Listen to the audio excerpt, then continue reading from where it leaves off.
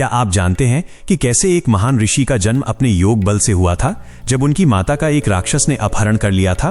प्राचीन काल में महर्षि भृगु की पत्नी पुलोमा अपनी अनुपम सुंदरता के लिए जानी जाती थीं।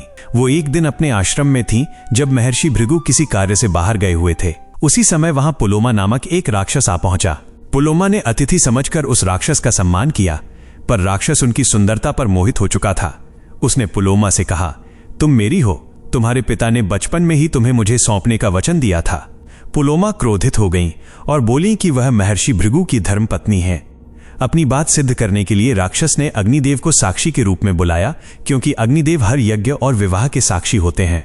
अग्निदेव प्रकट हुए और उन्होंने सत्य बताया। उन्होंने कहा, यह सत्य है कि पुलोमा के बचपन में रोने पर उनके पिता ने मजाक में कहा था, हे राक्षस, इसे ले जा।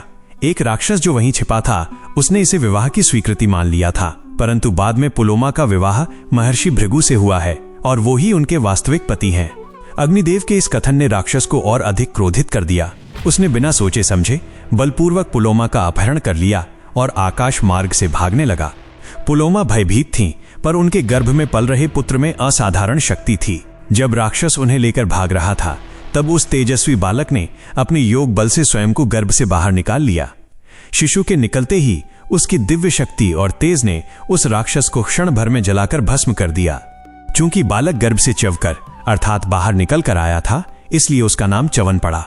यही बालक आगे चलकर एक महान और शक्तिशाली ऋषि बने। नमस्कार, बिना सब्सक्राइब किए मत जाना।